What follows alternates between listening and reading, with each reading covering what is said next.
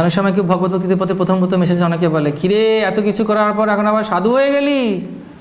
তার আমার বক্তব্য হচ্ছে যে হয়ে তো গেছে, অসুবিধাটা কি আছে? স চুহে মারকে বিল্লি হজকো চলি তো চলেছে, তো তুমি তো চলতেও পারছো না, এখন ওই চুহা মেরেই যাচ্ছ। ও তো বন্ধ করেছে, ও ফ্লাইটটা তো নিয়েছে হজের দিকে যাওয়ার জন্যে, তো অসুবিধাটা কি? ভালো তো। সেরকম ভাবে ইয়েন তেন প্রকারেণ কৃষ্ণ স্মরণ, যেভাবে হোক কোনো প্রকারে যদি কেউ ভগবানের ভগবত ভক্তিতে এসে যায়, সে মুক্তি পেয়ে যাবে। এক হরি নামে যত পাপ হরে, পাপীর সাধ্য নয় তত পাপ করে। একবার যদি কেউ শুদ্ধ হরিনাম করে, ভালোভাবে ভগবানের ভক্তি করে, কোনো রকম বৈষ্ণব অপরাধ না করে, তাহলে ভগবান তৎক্ষণাৎ তাকে মুক্তি দান করেন। তার মানে এই নয় যে পাপও করতে থাকবো আর হরিনামও নিতে থাকবো, তাহলে পাপ নাম বলে পাপাচরণ হয়ে যাবে, সপ্তম অপরাধ নাম হবে, সেটা নয়। কিন্তু কেউ যদি বলে যে না আমি আজকে থেকে ভালোভাবে থাকবো, আমি এই যে জিনিসগুলো আমি খারাপ করতাম, হিংসা করতাম, দ্বেষ করতাম, সেগুলো করব না, তো ভগবান তৎক্ষণাৎ তাকে ক্ষমা করে দেন। এবং ভগবান যদি চান তবে চিন্তার মাধ্যমে চিন্তা করে কেউ এই কথাও যে ভগবানের কাছে আমি শরণাগতি নেব, ভগবানের কাছে আমি যাব, ভগবানের কথা শুনবো, তাতেই তার সমস্ত পাপ পুড়িয়ে পুড়িয়ে ছাই হয়ে যায়। একবার যদি কেউ চিন্তা করে যে আমি ভগবানকে ভালোবাসবো, ভগবান তার হয়ে যান। একজন ভক্ত রাস্তা দিয়ে যাচ্ছে, পদ্মপুরাণে আছে, হঠাৎ তার পাগলা কুকুরটাকে অ্যাটাক করেছে। তো বৈকুণ্ঠে নারায়ণ পুরো শঙ্খচক্র গদা পদ্ম নিয়ে বেরিয়েই যাবেন, আবার সব কিছু রেখে দিয়ে শুয়ে পড়েছে। তোর মা লক্ষ্মী বললেন কি হলো ঠাকুর, হে প্রভু এ কি বিচিত্র ব্যবহার, আপনি সব কিছু উঠিয়ে শঙ্খচক্র গদা পদ্ম উঠিয়ে বেরোতে চাইলেন, আবার বসে পড়লেন, কি ব্যাপার হলো? বলছে আমার একজন পরম ভক্ত, তাকে একটি আক্রমণাত্মক কুকুর আক্রমণ করতে যাচ্ছিল, সেজন্য আমি উঠে পড়লাম তাকে বাঁচাবো বলে। তারপরে সে নিজেই লাঠিটা দেখে হাট করলো বলে কুকুরটা পালিয়ে গেল বলে আমি বসে পড়লাম, আর দরকার হলো না আমার যাবার। তো বক্তব্য হচ্ছে ভগবান সবসময় তৎপর রক্ষা করার জন্য, কিন্তু ভক্তকে সেইভাবে ভালোবাসতে হবে। দ্বারকায় যখন ভগবান ছিলেন, দ্রৌপদী তখন বস্ত্রহরণ হচ্ছে, তখন ভগবান বলছেন রুক্মিণীকে, রুক্মিণী বলছেন প্রভু আপনি যান, গরুরকে ডাকুন। বলছে গরুরকে ডাকা যাবে না। বলছে কেন? যে গজেন্দ্র মোক্ষণের সময় আমি কি বলছিলাম গরুর চলো, গরুর আর উঠতে পারছে না, বলছে তাড়াতাড়ি চলো। গরুর তখন ওই তাড়াতাড়ি চলতে গিয়ে অজ্ঞান হয়ে পড়ে গেছে। বলছে তার মানে ওই 500 কিলোমিটার পার আওয়ারে বেগে আর বেশি যাবে না, ওটা কি করা যাবে? গরুরও আটকে গেছে, গরুরও যেতে পারছে না। বলছে কীভাবে যাবেন তাহলে প্রভু? বলছে আমি তৎক্ষণাৎ উপস্থিত হব তার প্রেমাশ্রুর মাধ্যমে, অশ্রুর মাধ্যমে, ভক্তের যে অশ্রু, যে প্রেম, তাকে মাধ্যম করে আমি তৎক্ষণাৎ তার কাছে পৌঁছাই। দ্রৌপদী সে কাতর প্রার্থনা যিনি ক্রন্দন করছেন আমাকে পাওয়ার জন্যে, সে অশ্রুর মাধ্যমে তৎক্ষণাৎ সেখানে উপস্থিত হব।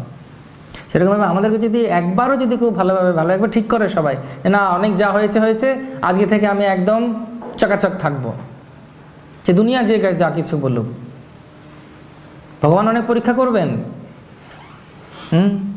আমরাও যখন ভগবত ভক্তিতে এসেছি আমাদেরকেও অনেক পরীক্ষার সম্মুখীন হতে হয়েছে, বুঝতে পেরেছেন?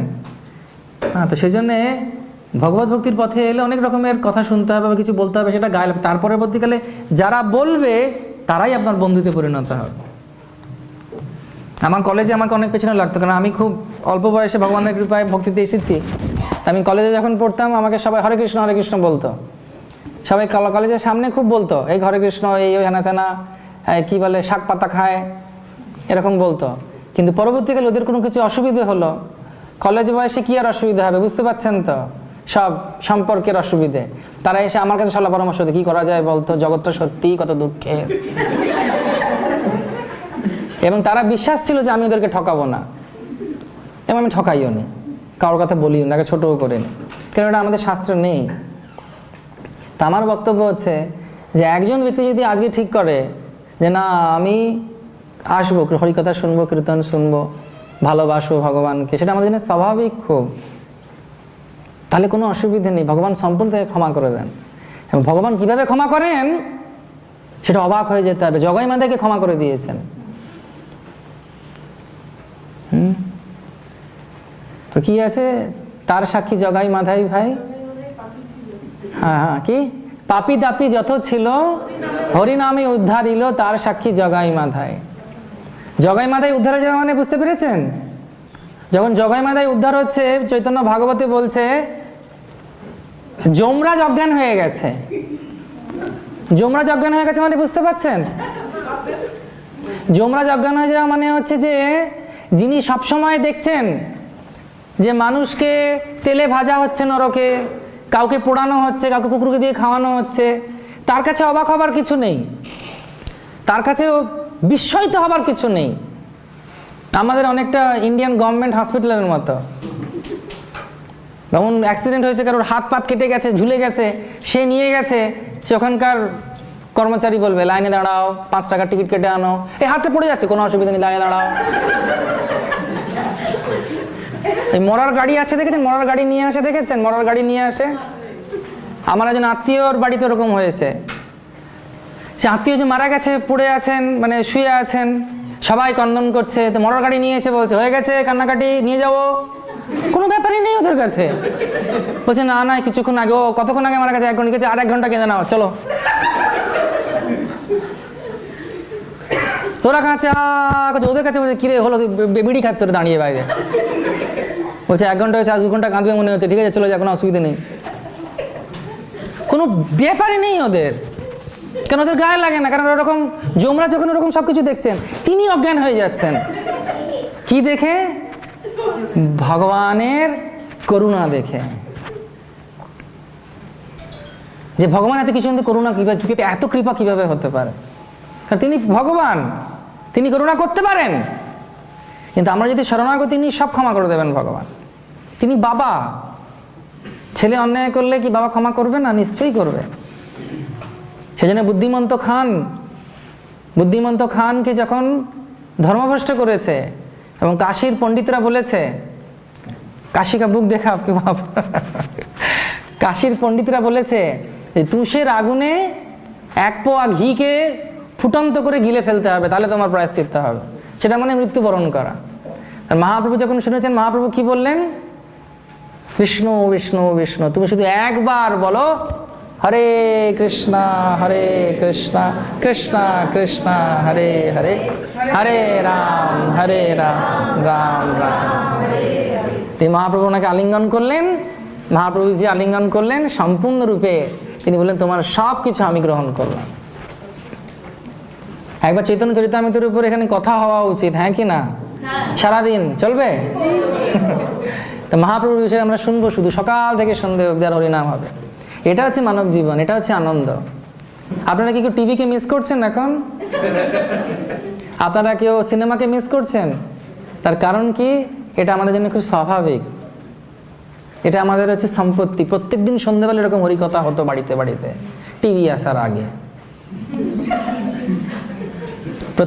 প্রত্যেক বিহার, উড়িষ্যা এবং বঙ্গে ভগবত টুঙ্গি ছিল, সেখানে এরকম হরিকথা হতো, প্রতিদিন বিকালবেলা কীর্তন হতো, এবং সবাই সেখানে এসে একত্রিত হয়ে আপনাদের মতো হরিনাম করত, কৃষ্ণ নাম করত।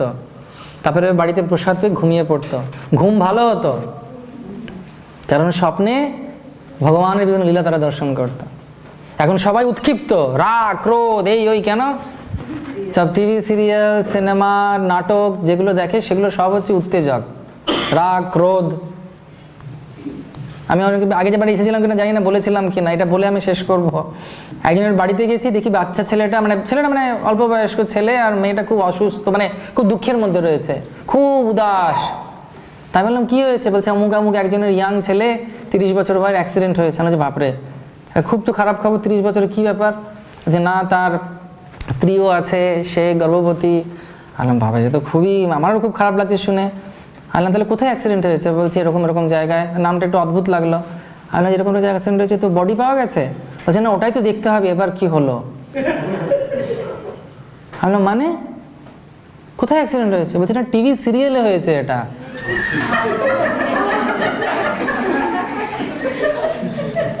আমাদের নিজেদের এত অসুবিধা রয়েছে, এত অশান্তি রয়েছে, তার উপরে টিভি সিরিয়ালের দুঃখ নিয়ে ওরা কাঁদছে। আলাম তোমরা কি মূর্খ? বলছে না প্রভু, জানেন না কি কষ্ট বলুন তো। আনলাম তোমাদের দুঃখ থেকে আমার কষ্ট, মানে তোমাদের অবস্থা থেকে আমার কষ্ট হচ্ছে, চলো বন্ধ করো, ওগুলো কয়েক দেখার দরকার নেই। তো এটা হচ্ছে মানুষের প্রবৃত্তি এখন। তো সেই জন্য আপনাদের সবাইকে অনেক ধন্যবাদ। এবং আমি রাধা গোবিন্দ শ্রীমান মহাপ্রভু জগন্নাথ বলদেবের কাছে পশুপতির মাতার সুদর্শন প্রার্থনা করি, যাতে ওনাদের শ্রীচরণ যেন আপনাদের সবার মাথার উপরে থাকে, শিল প্রভুপাদ এবং গুরু গৌরাঙ্গ যাতে আপনাদের উপরে কৃপা করেন, এবং আপনারা যেন খুব আনন্দে ভগবানের চরণের স্মরণ করে নিজেদের জীবন ধন্য করেন।